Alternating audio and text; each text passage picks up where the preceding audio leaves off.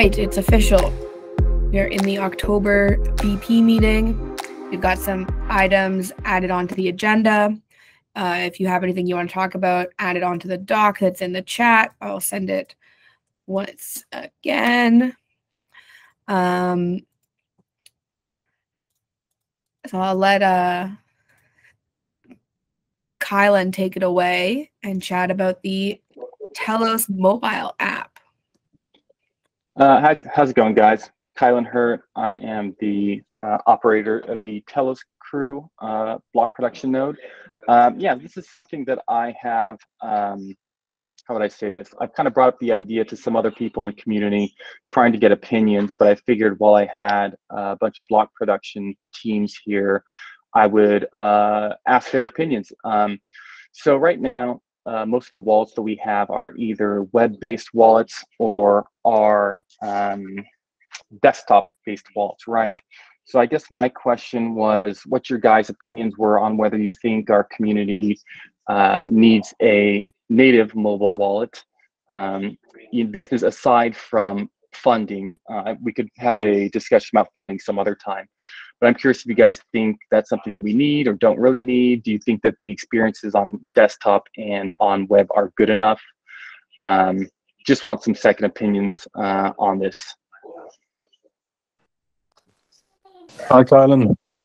Yeah, Stefan here from Telecentral. I think one of the main wallets people are using at the moment is probably the Anchor wallets. And obviously you need to use that in conjunction with something like EOS Authority or some kind of interface. But yeah, I think my personal opinion is I think it's long overdue that we need a proper mobile wallet. And especially now with the EVM, something that you can also do that transfer between the EVM and back to Telos native. Okay, I can chip in here. Eugene from Tribe, Crypto Tribe.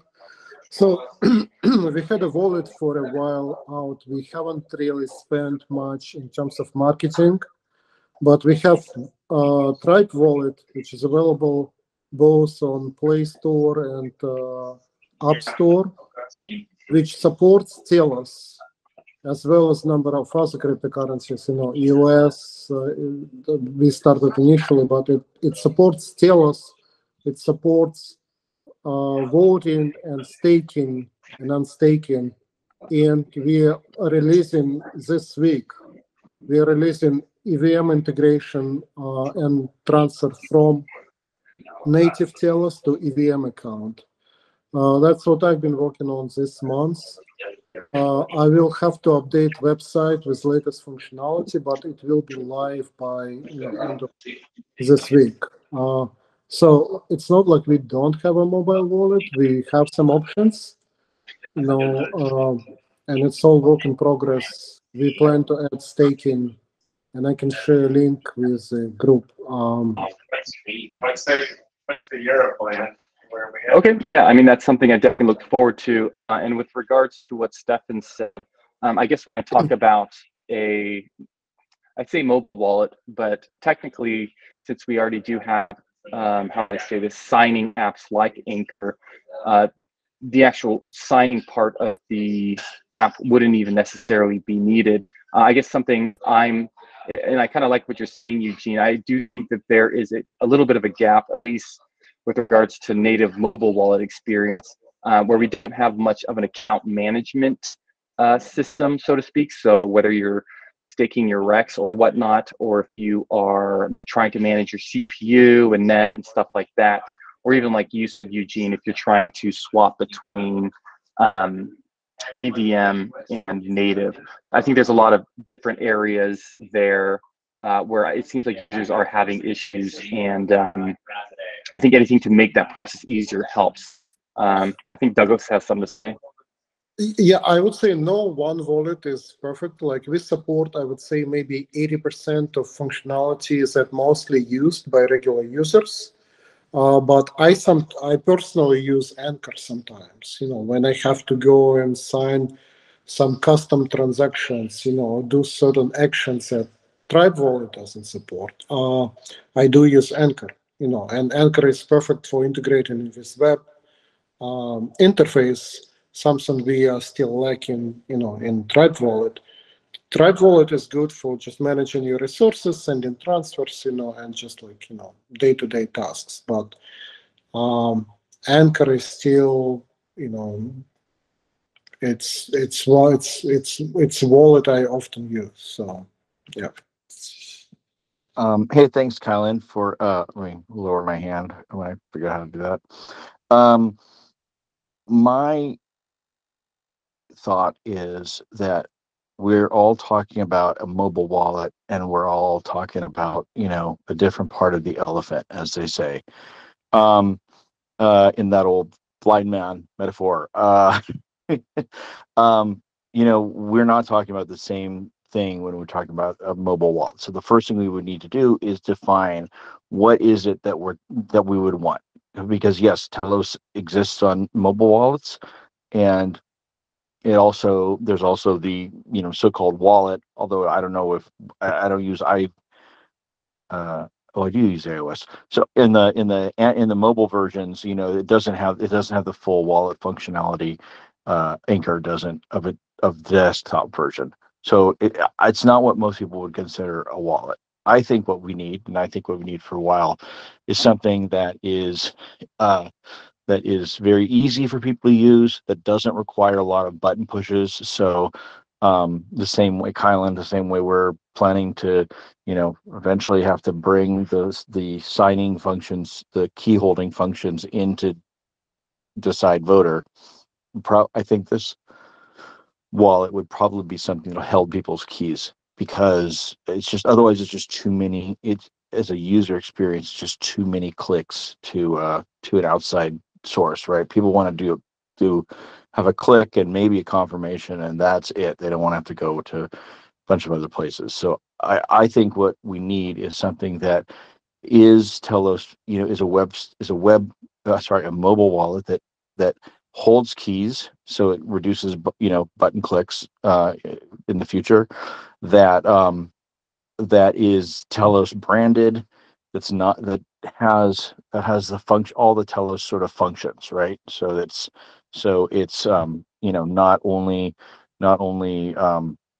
things like Rex and things like I think that consumers are looking for something that's highly useful, and not necessarily looking for Telos to be one of many on a wallet they already have. I mean, I think I think people want that as well, but I think there's some people who want for mass adoption, are looking for something that's branded and simple yet powerful. So and a good UX. So that's what I think it means, but we all have to figure out what we really mean when we say a mobile wallet first. So we're saying the same thing.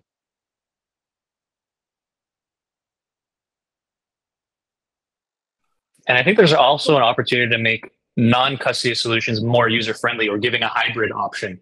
Like you start with a custody solution and then offer a, onboard, educate, here, learn the benefits of self-custody. And now, web off end with, just tap the Touch ID on your iPhone or Android and generate a key right in your device. And there you go. So simplifying that self-custody, there's plenty of opportunity there. And then what we've seen with when I see what's happening in Wax with the Wax Cloud Wallet, with that only one option, is it became a bit of a single point of failure. It had its own problems that came out of that. And managing, how do you manage giving free accounts? So Wax Cloud Wallet got very abused, caused a lot of problems on the network wide with scaling, and the people using Wax Cloud Wallet don't have an easy path to, once they figured it out, hey, now I can self custody.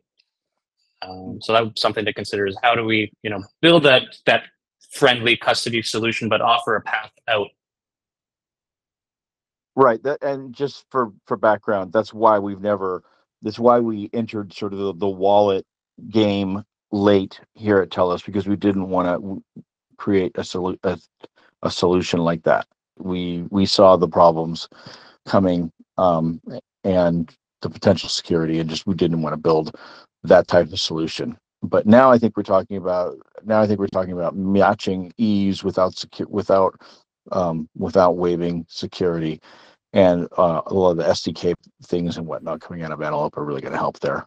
One thing that we should all recognize that maybe people don't know, but we have engaged and are actively working with a team. I don't know how much of it's public if Justin's on the call, but a team that's going to build something very similar to Wax Cloud Wallet that is going to solve for EVM and native using social login, OAuth through your favorite, Twitter, GitHub, Google, right? We have that coming as an option for users that would be pretty similar to Wax Cloud Wallet. I don't know how Wax Cloud Wallet does what they do, but this is technically a non-custodial. They store things encrypted, and if you forget your password, you're hosed. But they can do a 4 or 6-digit PIN and manage everything for you, and have 2-factor through password and OAuth. So that's coming. Hopefully, end of year we start seeing something we can actually get our hands on. But that's one option, and is already happening. And then the other that doesn't necessarily align with a mobile wallet that does the things, but it's going to have a lot of those features and will work on mobile and desktop. The other thing I'll agree with what Douglas said is that we've deliberately, the one time we did manage a piece of software that touched people's keys, we had an issue, and that's no longer online, and we've deliberately stayed away from that. So,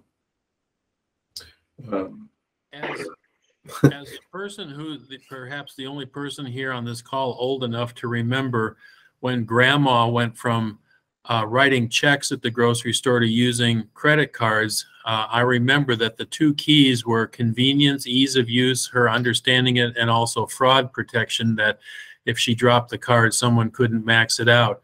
Now, with our governance feature, we do have something in the area of fraud protection, but the ease of use is right now being conquered by a competing blockchain from MIT called Celo, where you can actually associate your phone number, your cell phone number, with your private key, and just transfer money, just sending money from one phone number to another.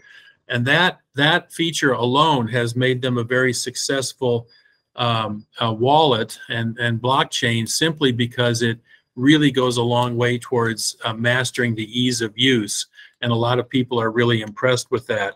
So I think it puts emphasis on the importance of an easy to use cell phone app.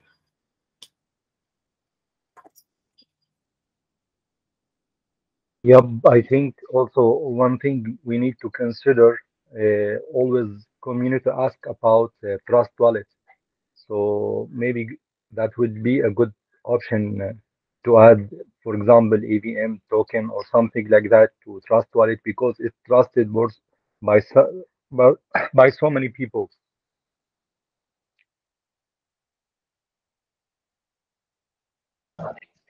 Real quick, I had a and that's question a for different issue, right? So whether we need to get into more existing wallets, right?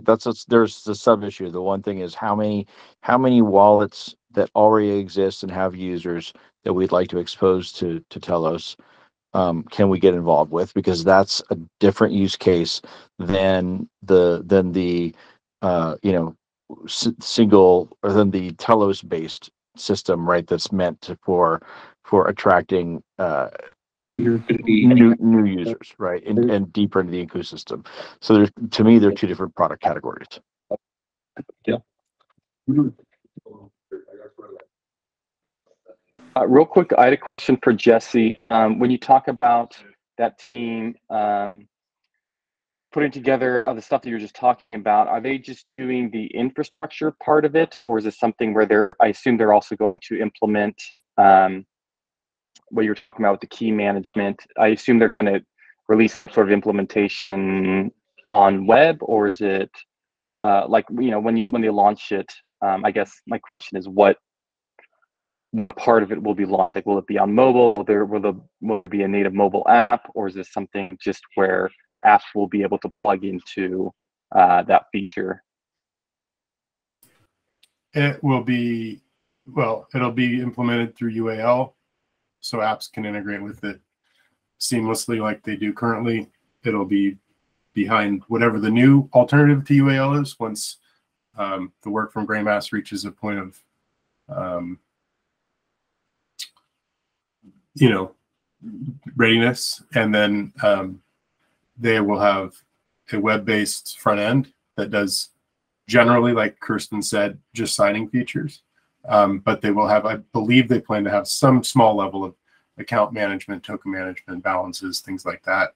I don't know how far they will be when they launch with those interaction features. It might really just be signing and some very basic token transfers when they launch. But yeah, they'll have a front end that'll work on, you know, desktop and mobile. I don't believe they'll have a native mobile app, but I think everybody knows my opinion is that web apps, PWAs, you know, are more than adequate, and then become a single code base and maintenance entity compared to mobile apps and app stores and permissions and Apple getting their claws inside your rib cage. So.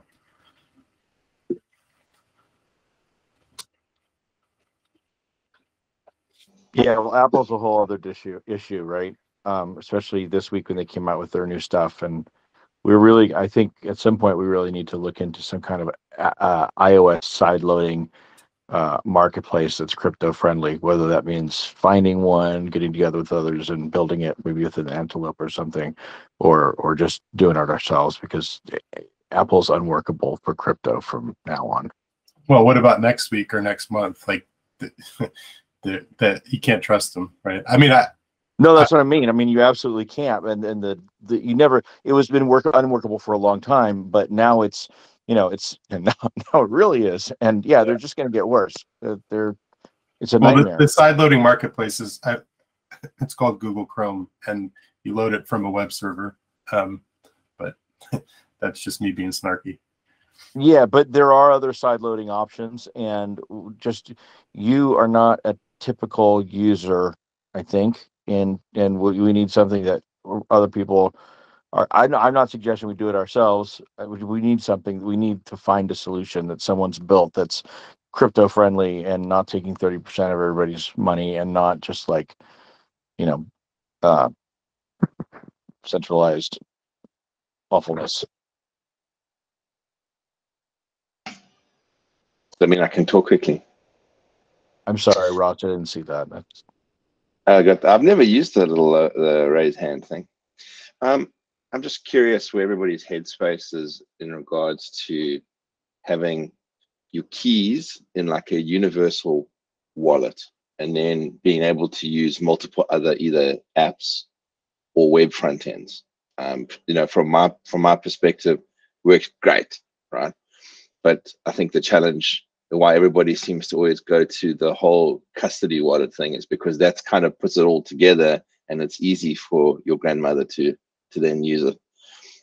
Do you guys think that it makes it too difficult, the fact that we've got a wallet and then multiple other sort of front ends? You think that hinders us from mainstream adoption? Oh, for sure. Like, you should always focus on like mass adoption first and make it as easy as possible for everybody to like use the wallet in the first place, right? So like having it being like, you know, a custody wallet at the beginning, and then giving them the opportunity to export their private keys when they get more used to it, seems to be a good option. But you know, that complicates things, obviously, right? Yeah, now they have to learn how to export the private keys. Yeah, well, and you've also got custody. I mean, that's what you were mentioning, Douglas. Like, that's why you guys didn't do it in the beginning. where when you've got custody, you've got to adhere to certain laws. Mhm. And I suppose the scary part is if you put a telephone number on the side of the private key. Just seemed a bit scary, Brett. See if there's any transaction if people actually. Yeah, they're going to see some big SIM swapping problems with that, for certain. Yeah. All right. So everybody's thinking right now is what you said there, hey, Brian, where you have a custody wallet to start with, and then you move off. Is that what that's where the headspace is, right? I think that's the easiest way for like mass adoption for like easier use, like for like a new user. Like obviously for us, like self-custody is the way to go. But for a new user, getting onboarded, having it like, custodied somewhere else would make everything easier, like just to interact with stuff. But if they lose their key, the experience is terrible. What was mentioned? I don't know who mentioned it, but using like the enclave on like the Apple phone, WebAuthn or whatever it might be, that's also kind of cool, right? But that'll also mean that we'll need to create the whole thing. I think what's a good option is Jesse mentioned like the the cloud wallet. If you can do some kind of like integration with the cloud wallet to turn it into like an app of some sort, that'll be an easy way for like mass adoption, and you don't have to rely on, say, custody, right? Yeah. I think you can export your keys from the cloud wallet at the moment. I haven't actually done it, but I think it's possible. So if it's similar to like how Wax does it, then well, that's what key, right? That's what I was meaning. Wax, Wax cloud wallet. Yeah. If there could be a Shamir secret type thing that you send to 5 friends and just say, hey, just hold this message just in case, and nobody could get you could go to your friends and do recovery if you wanted, something like that. Some simple recovery thing that grandma can do, doesn't have to think about too much. That would actually be great. Eugene is here. Sorry, I'm just itching because you guys are talking about exactly what we have implemented already, and it's implemented actually using Telos smart contract, because we do have a mechanism of double encrypting and delegating secrets to your friends, guardians, so to speak. And this mechanism is available. It's actually implemented in Wallet. We are using Telos blockchain for it, and we had users recover a private key, using this mechanism. But the problem is, again, people don't understand it. They don't use it.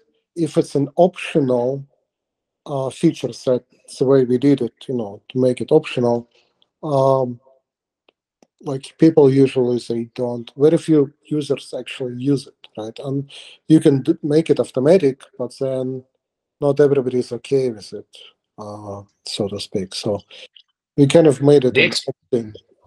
The experience should be kind of like 2FA. Like you log into a social account, it's not very well locked down. They sort of at some point enforce, hey, enable 2FA, link a device, and it should be that easy. And Antelope technology is super flexible in allowing you to create all these different permission sets. You can have different levels of permission by different keys, but most people don't know how to configure an account that way, and there's no UI that's been built that guides you through that. And it's the whole world is actually moving to this, even the Web 2 world, in the direction of this passwordless future. Something that Apple recently made a big, passwords will go away. You're going to have devices that unlock access to things. So that's a paradigm that's going to become more and more well known to the average person. So how can we design blockchain wallets to sort of follow that same path? Yeah, maybe I chime in because we do, as you know, work on the Telos station concept. Well, we were in a very early phase, and we've been having the first meetings also with Rami on the UX perspective and with Jesse. And one of the components that you haven't talked about at all is the complexity that we have with native and EVM. So if we talk about Telos, you're talking mostly about the native part of Telos. So we can assume that having like a web wallet for Telos would be like a native wallet, and we would assume that people that want to interact with EVM would always want to use MetaMask. But then the question is, do we only want to offer them MetaMask features, or do we offer them kind of Telos features? And that's where the complexity comes in, with like having a station concept like we're thinking about. So the idea is to have like a unified user interface that allows a user to either manage his native or EVM accounts, or have like consolidated views on those different accounts in one place. And that's where this whole complexity comes in. And we had some very intense discussions already on that. So the complexity is getting pretty tough if we want to try to combine those things into one app on a mobile phone. So that's something that we started working on, and the concepts are in very, very early stages. So but we're thinking about that, and one component, and Kylan and I had a slight exchange about that. The moment that we want to talk about mobile app, then obviously we will pull in some more people and resources to talk about that and exchange ideas of how we could do this. If you think about the old roadmap, we had Telos ID on there, and we've been working with the guys from Estonia that have been doing governance integrations for ID systems, and they're using phone cards to basically, and SIM cards for phones, to basically identify yourself to the government, to the police, to banks, wherever. So it's basically that phone. So we worked with them, but the project would have been far too expensive for us to cover. So we had to drop that idea. But this is what, like, one part that we could still pick up at some point of time and say, let's think about those kind of things. Going back to the signer solutions or wallet solution that Jesse has been talking about initially, that one is actually, we're trying to have a signing functionality that would allow us to combine native and EVM.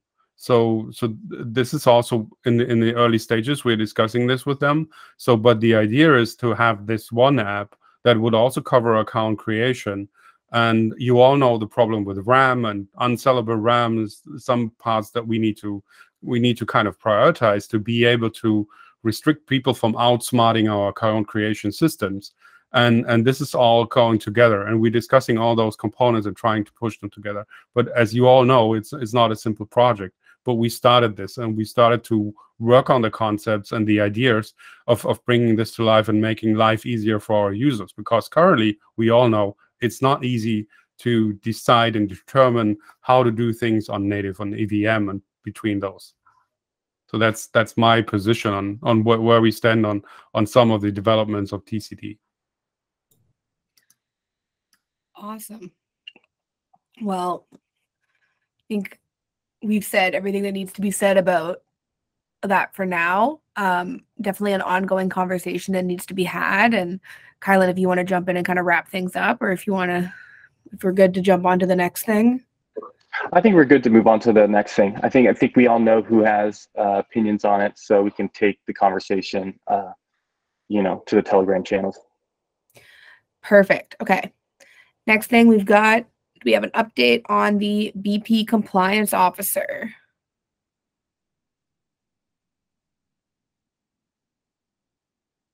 Anybody got it? I'll take that because I think I got the ball rolling on that. The idea of a BP compliance officer is, and I think of it more as a monitor.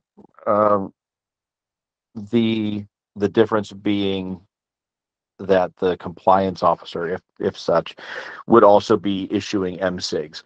This is to kick MSIGs. So this is something that I think I first wrote about wanting almost 3 years ago. We need somebody who's independent of any block producer to just consolidate, go through the act of regularly consolidating information about block producers and getting that to the community, and also looking for violations, and when they come, issuing kick MSIGs themselves. To me, this has never seemed like a terribly hard position to do. It's but it is something that can't be done by a BP, and or anyone directly affiliated with a BP. But still needs a certain amount of technical knowledge. So Daniel Morello from Venezuela has been doing some social media for people and some and sort of light programming for some folks and Telos platform, but not actually affiliated with anyone. And he had been coming to me for several, for many months saying, "Hey, I would just really like to do more with Telos." I didn't think that his development skills were a fit for what the TCD needed at the time, but he is more technical than your average user, and he's in Venezuela. And I was said, hey, look, if you want to be involved in Telos, you've been looking for a way. This is something that remains unfilled, and I think all you'd have to do is, I gave him the bullet point list, and he's running with it. He knows it's something that the community would have to embrace. But personally, I think that we're suffering from not enough information about what BPs are doing and whatnot. And I think that the whole ecosystem could improve if we had more transparency there. So, but it can't come from within; it has to come from somebody else. So there's no fixed form in my mind about this. I know that he wants to make a few bucks. I know that the work has some value. And given where he lives, it would probably be very cost effective versus many other parts of the world. So if anybody has, that's kind of where I'm coming from in suggesting that he bring this forward, and then I just want to hear everybody else's thoughts and be here for questions if you have them. But that pretty much covers why I suggested he did it, and then once I did, he just sort of ran with it.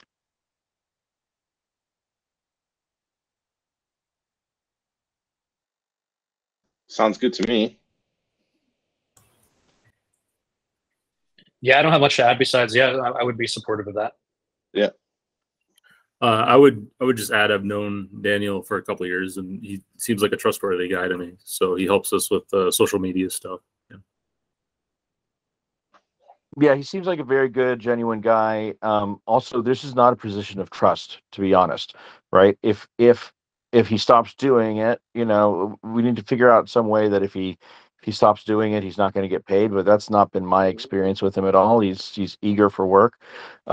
He really likes the community, and he's not going to be holding any funds, of the chains. Maybe we finance it like through something, monthly or whatever, but he's not going to be holding anything. He's not going to have any control. And the minute he, almost pretty much everything or perhaps everything that he brings forward is going to be fact-based and verifiable. So the minute he goes off the reservation, he's not going to be able to sway the whole community before, about anything like that, in my view.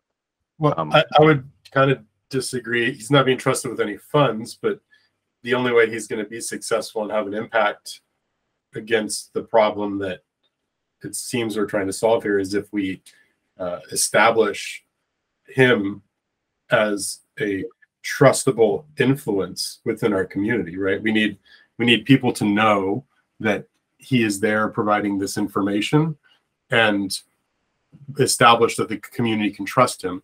So then he gets influence, and influence is power. And so then we're trusting him to provide unbiased, fair, equal information about all the block producers, and not do anything, that's not 100% unbiased and fair with that influence that we're going to have to help him establish for him to be successful. So there's Sure, but like I said, almost everything there is verifiable information. I'm probably not going to care what his opinion is. I want somebody to aggregate those charts and just keep an eye on the BPs. Now, we could do part of that by just having a chart aggregation service that we build, and a BP ranking internal page. That's also an option. one of the problems that we keep finding those BPs is that somebody, for whatever reason, somebody looks at who's on testnet and who's on mainnet and realizes that there's not, that the numbers don't match, right, and in the wrong direction. And then we start talking about, well, do we need to do a kick? And there's just a lot of talking and everything and not a lot of doing. And I would just really like it if there was somebody who said, okay, I understand the rules. I'm going to watch it. When somebody comes up, I'm going to put an MSIG. Nobody has to sign, sort of that person's job to provide evidence and links and whatnot. I mean, Jesse, it's stuff you do or I do or all of us do, but it could just be, but we do it as it comes up or whatever. This would be somebody who would be on top of it, right? Who would be checking it daily. And yeah, it's not, you can check this thing pretty regularly without a ton of work, especially if you know how to write some scripts to do that. But no one's done it. I've been suggest, and I think with a lot of support, that somebody do take this role on for, like I said, almost 3 years, and it still hasn't happened. So it's not hard, it's not impossible, but it's something, but it really is, aggregating facts. And if somebody in this role wants to destroy their their reputation with the community, that's on them. Like you say, it is something that's going to take some effort to build up, and it could be torn down in a minute. So that, I think, is a protection against I mean, it's very easy to say, hey, you keep saying this is what your charts say and this is what it says, explain. And if there's no explanation, that's the end, right? Or a big change is needed. I don't think that we're handing over the reins of anything that is that we can't get that nuclear football back. That's my take. I suppose presumably you'll be looking at the results and wanting your results to be excellent. So you'll work with the guy to figure out what you can't see, what he can't see, why things weren't working. Just brings everything to makes everything more healthy. It'll make us all want to be more upfront with more transparent, right? So because say Ross, somebody says, hey, Eosphere's, it's providing these 2 kinds of things, and you're going to go, no, I'm providing these 5 things. What are you talking about? 5 things. That's it. We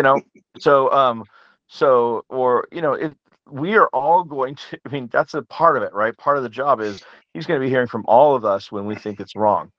And if he doesn't satisfy us quickly, we're gonna tell the community, right? Like, I'm pretty sure that I would be glancing at, I would be looking this thing over every week or every time it comes out. I'm going to want to make sure, Good Block gets full credit for everything we're doing. And I want to, and if I want to climb the ranks, I'll be strategizing how to do that better, because now that information is put out into the universe. And if this is anything like the Wax OIG process, you'll probably see it drives a lot of engagement among the block producers. There's, if you look at what's happening in the Wax channel, every time there's an OIG report coming up, now there's an incentive for block producers to really drive value and then demonstrate that value so that I look good on this report and actually get more folks engaging.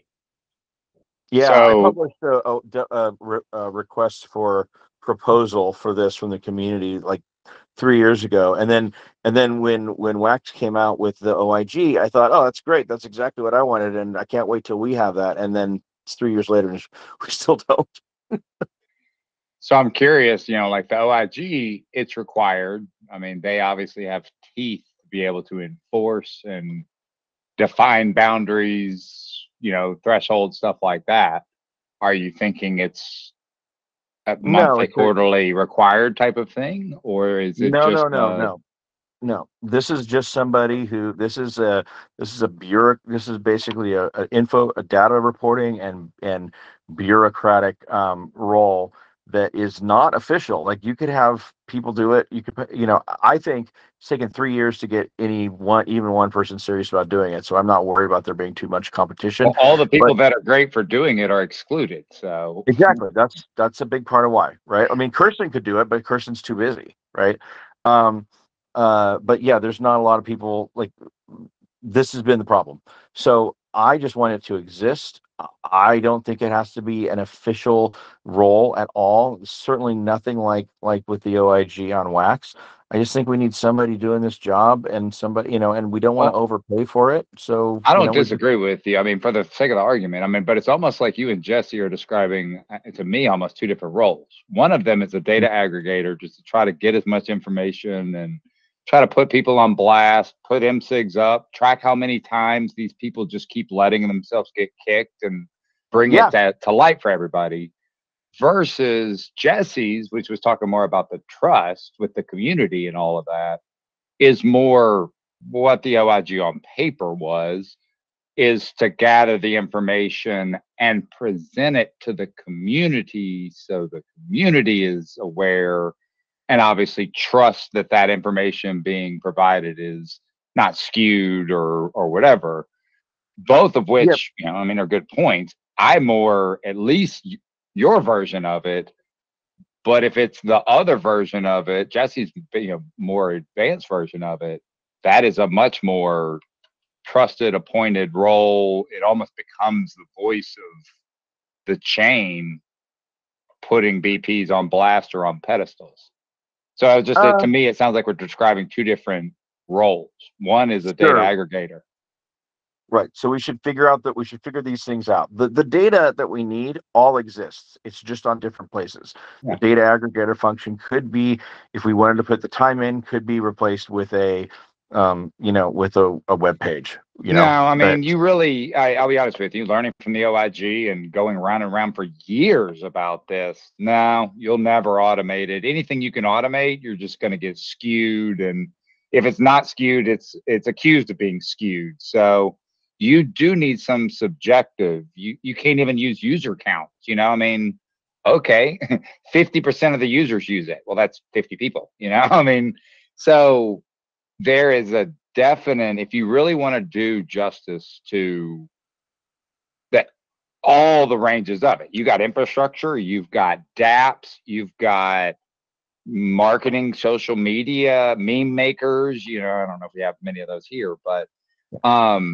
it's very difficult to holistically. Right. So let me back this off. Because this has gotten to a really big thing. I want to keep it simple, stupid. I am promoting the idea of a very simple, we're going from 0 to 1. We have no implementation. I'm saying, here's a guy who probably can do the work. I mean, we need somebody, right?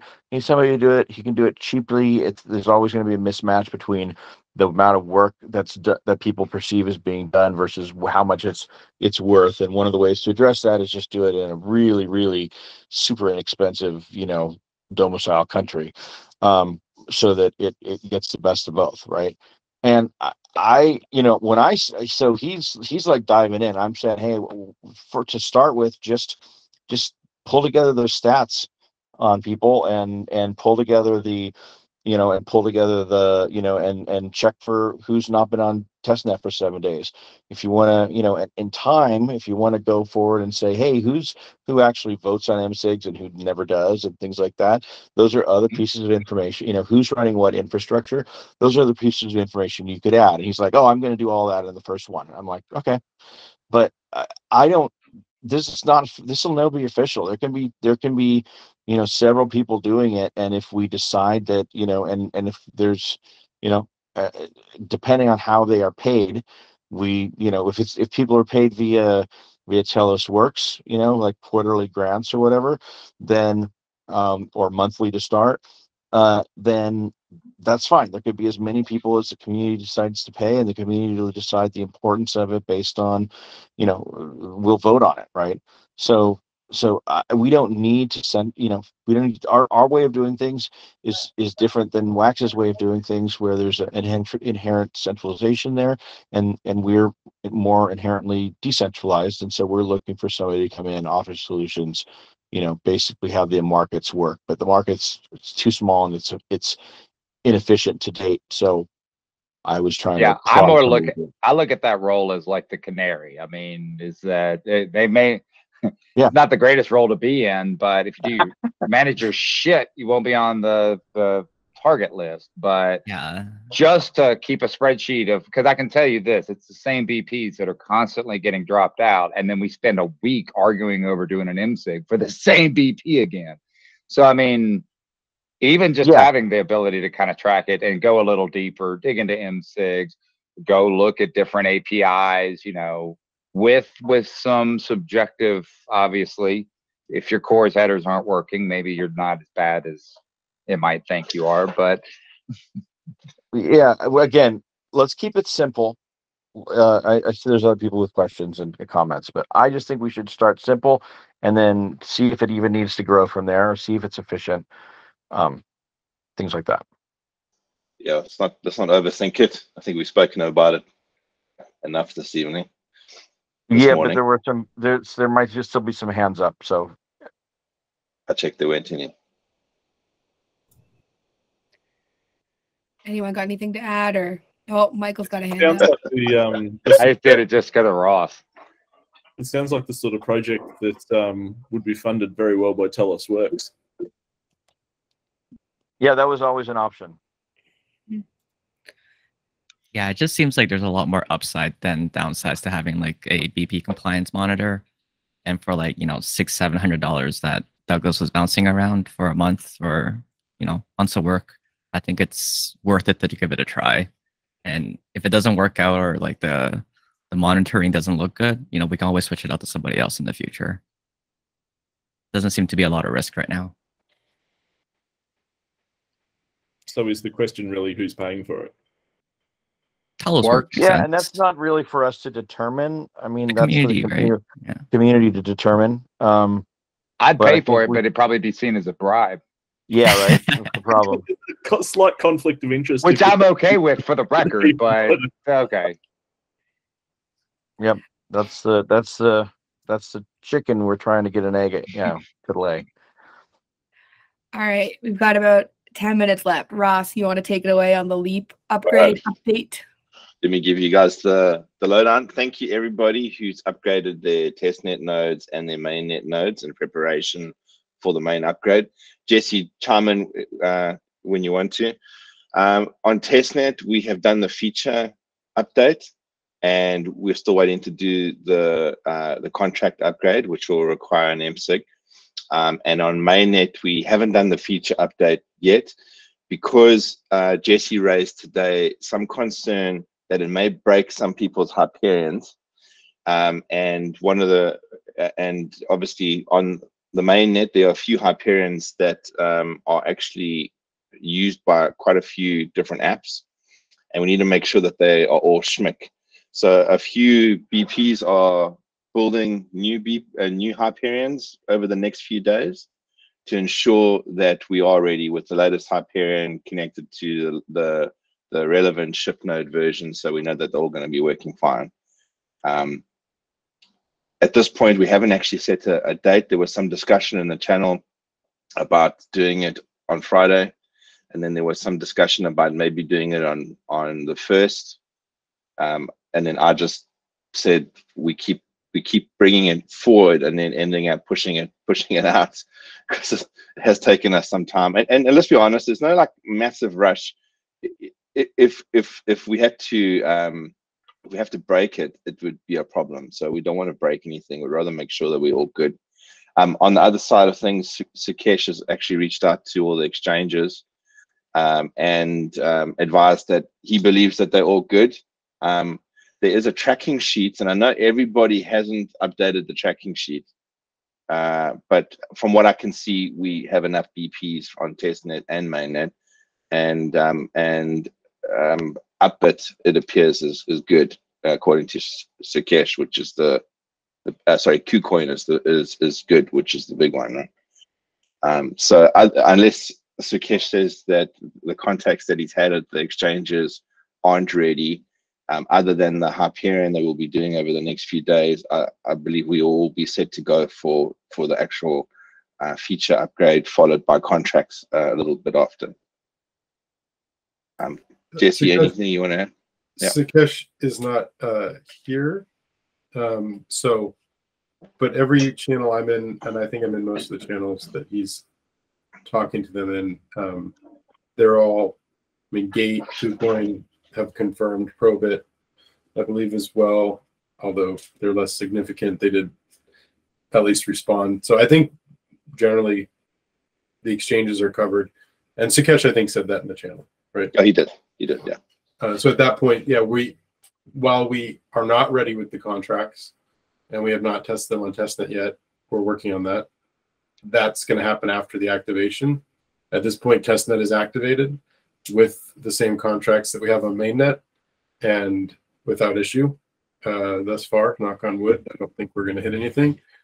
So proceeding to activate on mainnet seems the logical next step, except the fact that we'll break all the Hyperions, which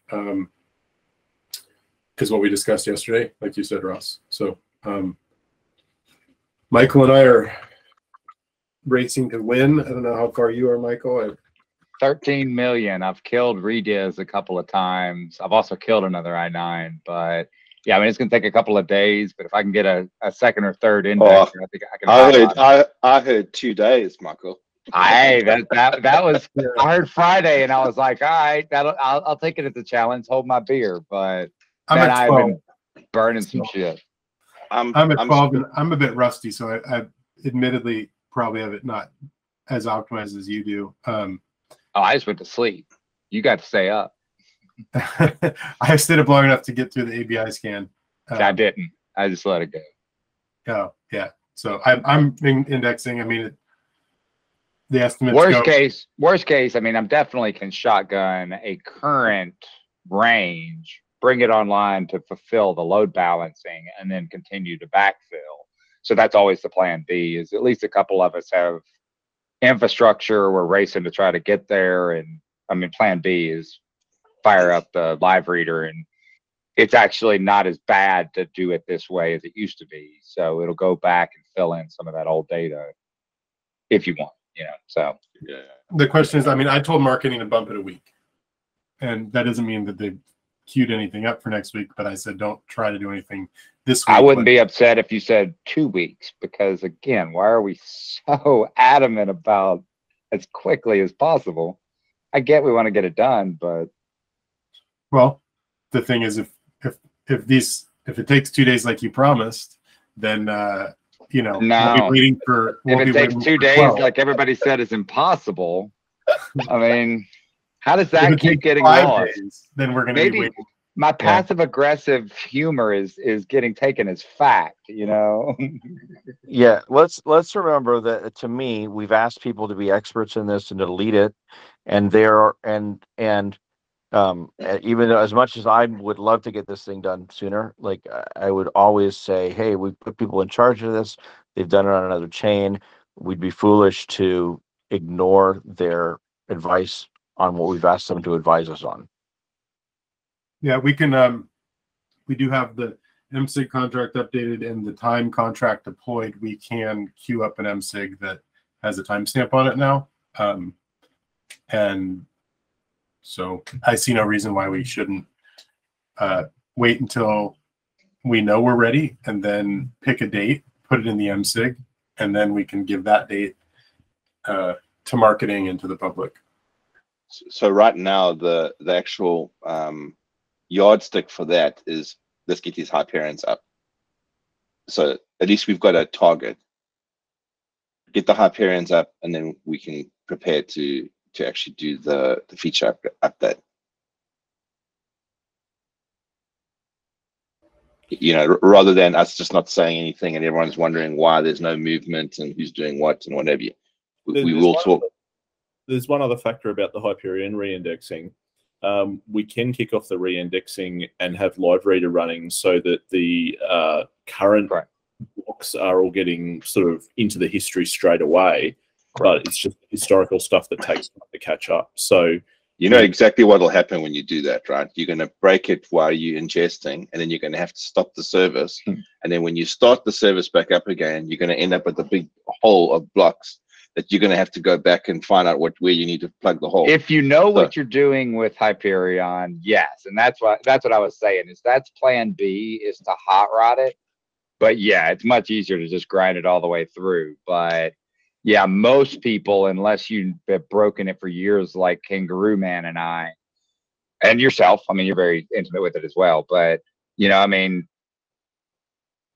I didn't mean to imply it was a good idea. Well, it is a good idea. It's plan B. That's what I was saying. Is plan B is that if it takes us 5 weeks to finish indexing Telos, all right, well then maybe we ain't gonna wait 5 weeks. We can always bring them forward. It's much faster. It's much faster to do the Hyperion than to do the whole blockchain, right? Like syncing a block. Are you comparing? No. I think it's longer. I think it takes longer to index it than it does to sync the full chain. Just for the record, I mean, both are pretty intense at 200 million, but whenever you got those stress tests, I think everybody that's involved in trying to index Hyperion already has ship fully synced and indexed. At least me and you, right, Michael? Yeah, no, I mean, but I think what he was saying is that he wasn't sure which one took longer. And ironically, I think indexing it actually does take longer than syncing the damn thing. Indexing, definitely. Yeah. So anyway, but yeah, Brian, you're right. That is kind of the plan B. We're all avoiding it, and obviously, you know, not recommending if you don't really know what. But exactly that is we can jumpstart it and get by. Yeah. So and I do have a 130 I got to drop off for, but okay. The one update I'll give is that I've kind of backed off on all the TPS testing, because all the major resources, EVM, all of that's kind of getting tied up in a lot of these upgrades. And that's obviously much more important. So kind of letting that rest a little while, and then we'll circle back around.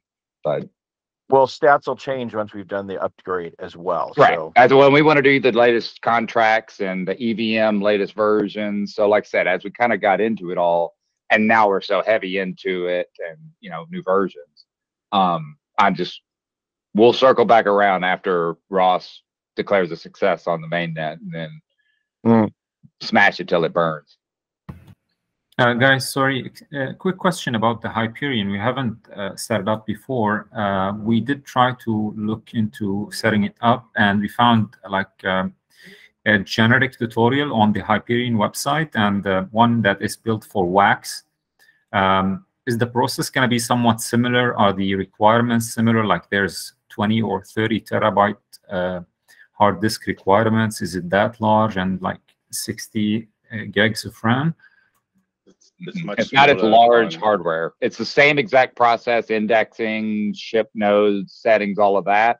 The only major difference is it's not nearly as much data, and it's not quite as much intensity grinding through it, in my opinion.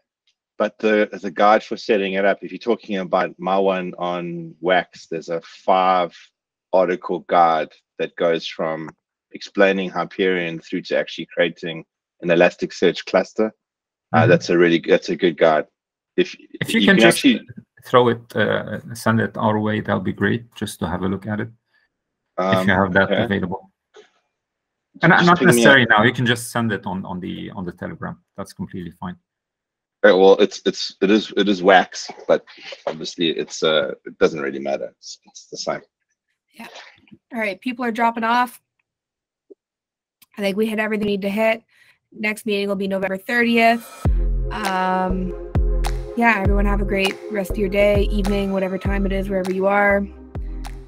And go Telos BPs. Thanks for hosting, Jenna. Thanks, Jenna. And thanks everybody. Bye-bye. Cheers. Bye, everyone. See everyone next month. Bye-bye.